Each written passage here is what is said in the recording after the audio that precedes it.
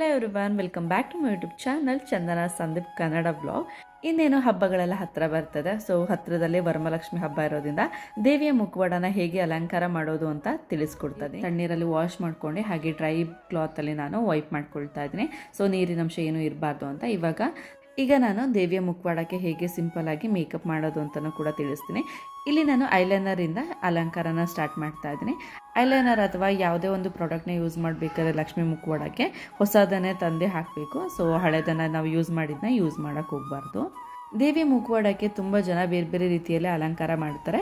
But ನಾನು ತೋರಿಸ್ತಾ ಇರೋದು ತುಂಬ ಸಿಂಪಲ್ ವೇಲಿ. ಹಾಗೆಯೇ ಯಾರಾದರೂ ಹೊಸದಾಗಿ ಸ್ಟಾರ್ಟ್ ಮಾಡ್ತಾ ಇದ್ರೆ ಈ ಪೂಜೆ ಮಾಡಬೇಕು ಅಂತ ಆ್ಯಂಡ್ ಅಲಂಕಾರ ನೋಡ್ತಾ ಇದ್ರೆ ಇದು ಒಂದು ಬೆಸ್ಟು ಅಂತ ಹೇಳ್ಬೋದು. ಯಾಕಂದರೆ ತುಂಬಾ ಚೆನ್ನಾಗಿ ಕಾಣುತ್ತೆ, ನೀಟಾಗಿ ಕಾಣುತ್ತೆ, ಹಾಗೆ ರಿಸ್ಕ್ ಫ್ರೀ ಆ್ಯಂಡ್ ಜಸ್ಟ್ 5 ಮಿನಿಟ್ಸಲ್ಲಿ ರೆಡಿ ಆಗೋಗುತ್ತೆ ಅಲಂಕಾರ. ಯಾಕಂದರೆ ತುಂಬಾ ಯೂಸ್ಫುಲ್ ಆಗೋವಂಥದ್ದು. ಹಾಗೆಯೇ ತುಂಬ ಕಡಿಮೆ ಪ್ರಾಡಕ್ಟ್ನ ಯೂಸ್ ಮಾಡಿ ನಾವು ಅಲಂಕಾರ ಮಾಡ್ತಾ ಇರೋದ್ರಿಂದ ಬೇಗನೆ ಆಗುತ್ತೆ ಅಂತ ಹೇಳ್ಬೋದು. ಆ್ಯಂಡ್ ಲುಕ್ ಮಾತ್ರ ತುಂಬಾ ಚೆನ್ನಾಗಿರುತ್ತೆ. ಆ್ಯಂಡ್ ಇನ್ನೊಂದೇನೆಂದರೆ ದೇವಿಯ ಮುಖವಾಡಕ್ಕೆ ನಾವು ಅಲಂಕಾರ ಮಾಡಲೇಬೇಕು ಅಂತಿಲ್ಲ. ಸೊ ಆ ಅಲಂಕಾರ ಇಲ್ದೆಲ್ಲೂ ಕೂಡ ದೇವಿ ತುಂಬಾ ಚೆನ್ನಾಗಿ ಕಾಣುತ್ತೆ. ಬಟ್ ಹೆಣ್ಮಕ್ಳಿಗೆ ಈ ಥರ ಎಲ್ಲ ಅಲಂಕಾರ ಮಾಡಿ ದೇವರನ್ನು ಕೂರಿಸೋದು ತುಂಬಾ ಇಷ್ಟ ಆಗುತ್ತೆ. ಸೊ ಹಾಗಾಗಿ ಮೋಸ್ಟ್ ಆಫ್ ದಿ ಪೀಪಲ್ ಅಲಂಕಾರ ಮಾಡಿನೇ ದೇವರನ್ನು ಕೂರಿಸ್ತಾರೆ. ಆ್ಯಂಡ್ ಇನ್ನೊಂದೇನೆಂದರೆ ಲಕ್ಷ್ಮಿ ಅಲಂಕಾರ ಪ್ರಿಯ. ಸೊ ಅಲಂಕಾರ ಅಂದರೆ ತುಂಬಾ ಇಷ್ಟ ಆಗುತ್ತೆ. ಹಾಗಾಗಿ ನಾವು ಅಲಂಕಾರ ಮಾಡಿನೇ ದೇವರನ್ನ ಕೂರಿಸುವಂಥದ್ದು ವಾಡಿಕೆ. ಐಲೈನರ್ನ ಯೂಸ್ ಮಾಡಬೇಕಾದ್ರೆ ಏನಾದರೂ ಮಿಸ್ಟೇಕ್ ಆದರೆ ಇಯರ್ಬಡ್ಸಿಂದ ನಾವು ರೆಡಿ ಮಾಡ್ಕೊಳ್ಬೋದು. ಸೊ ಸರಿ ಮಾಡ್ಕೊಳೋದಕ್ಕೆ ಇಯರ್ಬಡ್ಸ್ನ ನಾನು ಯೂಸ್ ಮಾಡ್ತೀನಿ. ತುಂಬಾ ಯೂಸ್ಫುಲ್ ಆಗುತ್ತೆ ಆ್ಯಂಡ್ ತುಂಬಾ ಈಸಿಯಾಗಿ ನಾವು ವೈಪ್ ಮಾಡ್ಕೊಳ್ಬೋದು ಏನಾದರೂ ಮಿಸ್ಟೇಕ್ ಆಗಿದ್ರು ಕೂಡ.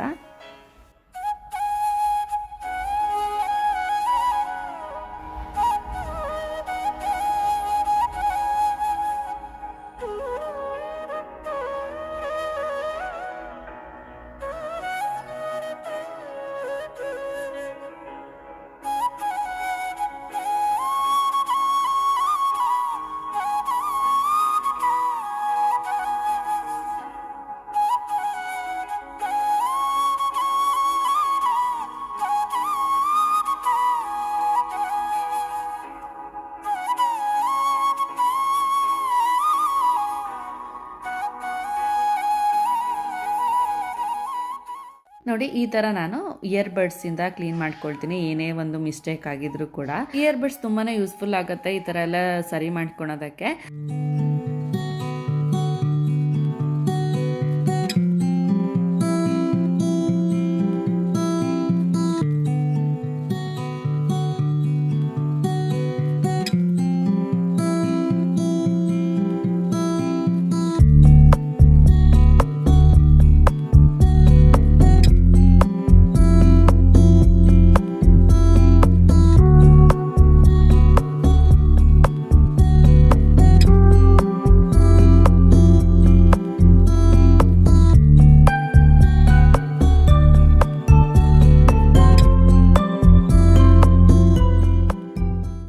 ದೇವಿಗೆ ನಾನು ಅರಿಶಿನ ಕೊಂಬುನ ಕಟ್ತಾ ಇದ್ದೆ ಒಂದು 2-3 ವರ್ಷ. ಆಮೇಲೆ ನಾನು ಜಯನಗರದಲ್ಲಿ ಈ ತಾಳಿನ ಬೈ ಮಾಡಿದೆ. ಆಮೇಲೆ ಈ ಅರಿಶಿನ ಕೊಂಬು ಕಟ್ಟೋದನ್ನ ಬಿಟ್ಬಿಟ್ಟೆ. ಸೊ ತುಂಬಾ ಯೂಸ್ಫುಲ್ ಆಗುತ್ತೆ ಈ ಥರ ತಾಳಿ ತೊಗೊಂಡ್ರೆ, ತುಂಬ ಚೆನ್ನಾಗೂ ಕೂಡ ಕಾಣುತ್ತೆ.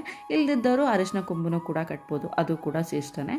ಸೊ ಇಲ್ಲಿ ನಾನು ಇಯರಿಂಗ್ಸ್ನ ಕೂಡ ಹಾಕಿದ್ದೀನಿ. ಇಯರಿಂಗ್ಸ್ ಯಾವಾಗಲೂ ಕೂಡ ದೇವರಿಗೆ ಯೂಸ್ ಮಾಡಬೇಕಾದ್ರೆ ಅರಿಶಿನ ನೀರಲ್ಲಿ, ಇಲ್ಲಾಂದರೆ ಯಾವುದಾದ್ರೂ ಪುಣ್ಯಕ್ಷೇತ್ರದಿಂದ ಯಾವ್ದಾದ್ರು ಗಂಗಾಜಲ ಇದ್ರೂ ಕೂಡ ಅದರಿಂದ ಶುದ್ಧಿ ಮಾಡ್ಕೊಂಡು ದೇವರಿಗೆ ಒಡವೆನ ಹಾಕಬೇಕಾಗುತ್ತೆ. ಸೊ ನೋಡಿದ್ರಲ್ಲ ಫ್ರೆಂಡ್ಸ್, ಎಷ್ಟು ಸಿಂಪಲ್ ಆಗಿ ಜಾಸ್ತಿ ಪ್ರಾಡಕ್ಟ್ನ ಯೂಸ್ ಮಾಡ್ದಲೆ ದೇವಿಯ ಮುಖವಾಡನ ಅಲಂಕಾರ ಮಾಡ್ಕೊಂಡ್ವಿ ಅಂತ. ಈ ವಿಡಿಯೋ ಇಷ್ಟ ಆಗಿದ್ದಲ್ಲಿ ಲೈಕ್ ಮಾಡಿ, ಹಾಗೆ ವಿಡಿಯೋ ನೋಡಿದ್ಮೇಲೆ ಸಬ್ಸ್ಕ್ರೈಬ್ ಮಾಡ್ಕೊಳ್ಳೋಣ ಮರಿಬೇಡಿ ಅಂತ ಹೇಳ್ತಾ ನೆಕ್ಸ್ಟ್ ವಿಡಿಯೋದಲ್ಲಿ ಸಿಗ್ತೀನಿ. Until take care.